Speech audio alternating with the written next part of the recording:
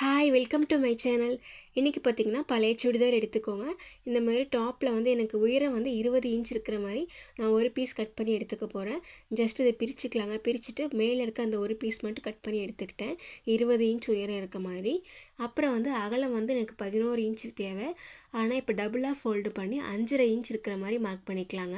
இப்படி ஃபுல்லாக மார்க் பண்ணிக்கோங்க. மார்க் பண்ணிவிட்டு ஒரு லாங் சைஸ் ஸ்கேல் வச்சு இதை லைன் போட்டு எடுத்துக்கலாம். இது எதுக்காகன்னு பார்த்திங்கன்னா சுடிதார் டாப் வந்து பார்த்திங்கன்னா ஏற்ற இறக்கமாக இருக்கும் பார்த்திங்களா, ஒரே ஈவனாக இருக்காது.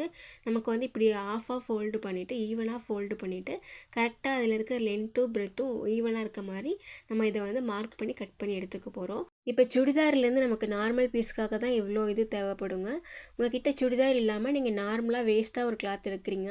இப்போ நான் காமிக்கிற மாதிரி 20 இன்ச் அப்புறம் 11 இன்ச் அகலம் இருக்க மாதிரி பார்த்து எடுத்துக்கோங்க. இப்போ அதே அளவுக்கு லைனிங் பீஸு, இப்போ அதே அளவுக்கு பார்த்திங்கன்னா அரிசி பை எடுத்துக்கோங்க. இதில் ஒரு பீஸ் மட்டும் இப்போ நான் காமிக்கிற மாதிரி கட் பண்ணி எடுத்துக்கோங்க.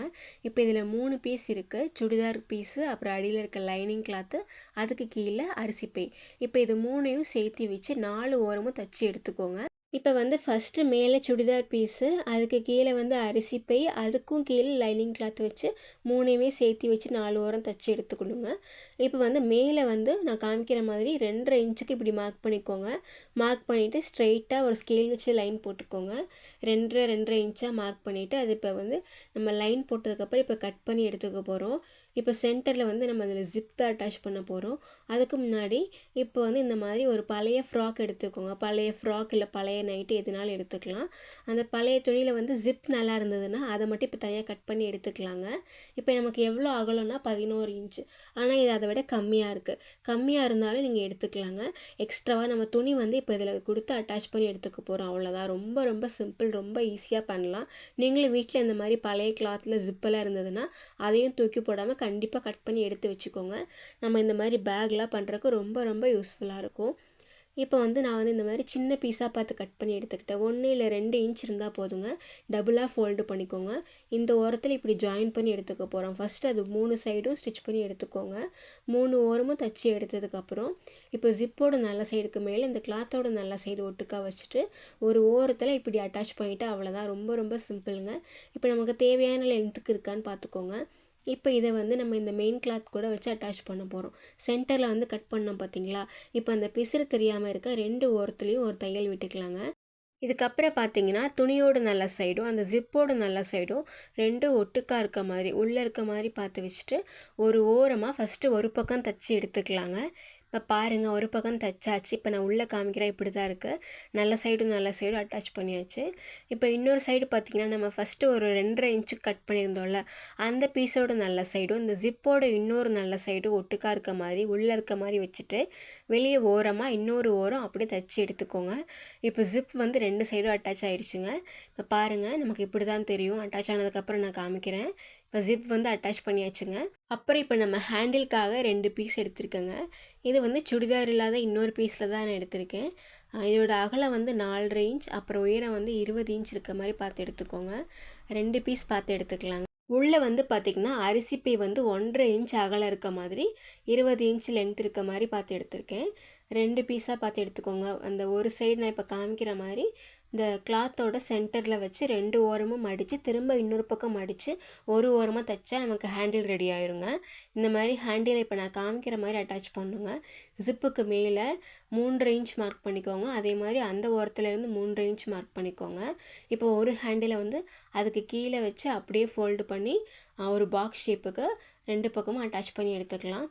இப்போ இன்னொரு ஹேண்டில் பாருங்கள், அதே மாதிரி 3.5 இன்ச் மார்க் பண்ணிக்கணும்.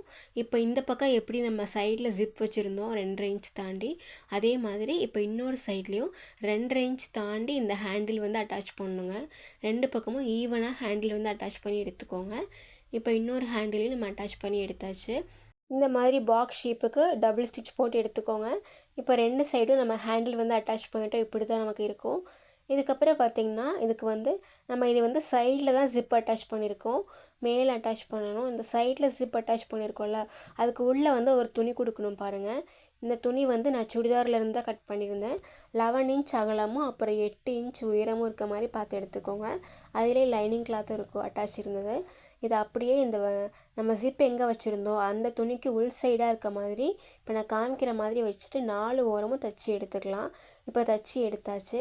இப்போ வந்து சைடு ஜிப் வச்சுருந்தோம்ல அதுக்கு வந்து உள்ளே இருக்கிற கிளாத் வந்து நம்ம தைச்சி எடுத்தாச்சுங்க. இப்போ மெயினாக மேலே வைக்கிற ஜிப் வந்து அட்டாச் பண்ணிக்கலாம். இது வந்து 11 இன்ச் இருக்கிற மாதிரி பார்த்து எடுத்துக்கோங்க.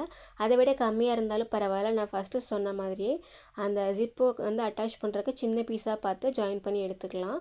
இப்போ வந்து ஜிப்போட நல்ல சைடு கிளாத்தோட நல்ல சைடு ஒட்டுக்கா இருக்க மாதிரி வச்சுட்டு ஒரு ஓரம் தைச்சி எடுத்துக்கலாங்க. திரும்ப இந்த பக்கம் திருப்பிட்டு படிமான தையல் போட்டுருங்க ஜிப்புக்கு மேலேயே. இப்போ இன்னொரு ஓரம் பார்த்திங்கன்னா இப்போ நான் காமிக்கிற மாதிரியே இன்னொரு ஓரத்தோட நல்ல சைடும் ஜிப்போட இன்னொரு நல்ல சைடும் சேமாக இருக்க மாதிரி வச்சுட்டு இப்போ ஸ்ட்ரெயிட்டாக ஒரு ஓரமாக அப்படியே தைச்சி எடுத்துக்கோங்க ஜிப்பை. பார்த்துங்க ஹேண்டில்லாம் நல்லா உள்ளே தள்ளி விட்டுட்டு கரெக்டாக ஈவனாக வச்சுட்டு ஜிப்பும் அந்த இன்னொரு கிளாத்தும் ஒட்டுக்கா இருக்க மாதிரி வச்சுட்டு இன்னொரு சைடும் அப்படியே ஜாயின் பண்ணி விட்டுடலாங்க. இப்போ நான் வந்து அந்த மெயினாக இருக்கிற அந்த ஜிப் வந்து நம்ம இப்போ அட்டாச் பண்ணியாச்சு. அவ்வளோதான். இப்போ இதை ஸ்டிச் பண்ணி முடிச்சுட்டு அவ்வளோதான்.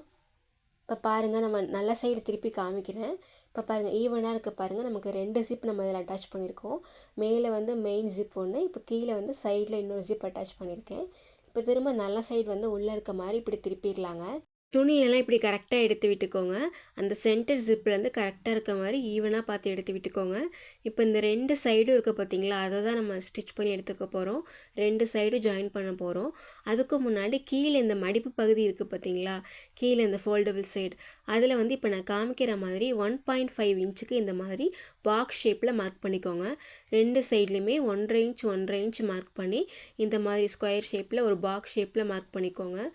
மார்க் பண்ணதை வந்து அந்த கட் பண்ணி எடுத்துக்க போகிறோம். 2 ஓரத்துலேயும் ஈவனாக மார்க் பண்ணி எடுத்துக்கோங்க. 1.5 இன்ச் மார்க் பண்ணோம்ல, இப்போ அதை வந்து கட் பண்ணி எடுத்துக்க போகிறோம். 2 சைடும் இந்த மாதிரி ஃபஸ்ட்டு ஒரு சைடு கட் பண்ணிங்களா அந்த பீஸை எடுத்து இன்னொரு சைடுக்கு மேலே வச்சு ஈஸியாக கட் பண்ணிடலாங்க. இப்போ 2 பீஸு கட் பண்ணியாச்சு. இப்போ நம்ம கட் பண்ணுறதுக்கு மேலே வரைக்குமே சைடில் வந்து ஸ்டிச் பண்ணி எடுத்துக்கோங்க. 2 ஓரத்துலேயும் கட் பண்ணதுக்கு மேலே வரைக்கும் இப்படி ஸ்டிச் பண்ணி எடுத்துக்கோங்க.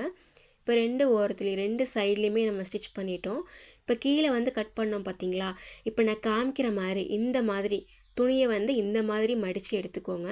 இப்படி எடுத்து விட்டுட்டு இப்படி ஸ்ட்ரெயிட்டாக மிஷினில் வச்சு அப்படியே ஒரு தையல் போட்டுக்கலாங்க. இப்போ இன்னொரு சைடும் அதே மாதிரி தாங்க மடிக்கணும்.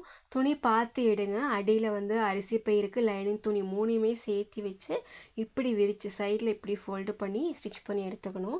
இப்போ எல்லாமே ஸ்டிச் பண்ணியாச்சு. இப்போ நல்ல சைடு வெளியே இருக்க மாதிரி இப்படி திருப்பி எடுத்துக்கலாம். அந்த எட்ஜஸ் எல்லாம் கரெக்டாக எடுத்து விட்டுருங்க. நமக்கு நீட்டாக சூப்பராக ஒரு ஹேண்ட்பேக் ரெடி ஆகிடுச்சு பாருங்கள். அதுவும் டபுள் ஜிப்போட நல்லா பெருசாகவே இருக்குது. இதில் நம்ம நிறையா திங்ஸ் ஸ்டோர் பண்ணி வச்சுக்கலாம். வீட்டில் இருக்கிற வெறும் பழைய சுடிதார் அப்புறம் ஒரு அரிசி பை வச்சு எவ்வளோ சூப்பராக ஒரு ஹேண்ட்பேக் ரெடி பண்ணிட்டோம் பார்த்தீங்களா. நீங்களும் கண்டிப்பாக இதை வீட்டில் ட்ரை பண்ணி பாருங்கள். சும்மாவே இருக்கிற பழைய துணிகளெல்லாம் இந்த மாதிரி நம்ம யூஸ்ஃபுல்லாக மாற்ற முடியுங்க. அப்புறம் ஜிப் கூட பார்த்திங்கன்னா பழைய ஃப்ராக்லேருந்து எடுத்தது தான். சூப்பராக நீட்டாக ஒரு ஹேண்ட்பேக் ரெடி பண்ணியாச்சு. உங்களுக்கு இந்த வீடியோ பயனுள்ளதாக இருக்கும் நம்புகிறேன். உங்களுக்கு இந்த வீடியோ பிடிச்சிருந்தா லைக் பண்ணுங்கள், சப்ஸ்கிரைப் பண்ணுங்கள். வீடியோ பார்த்ததுக்கு நன்றி.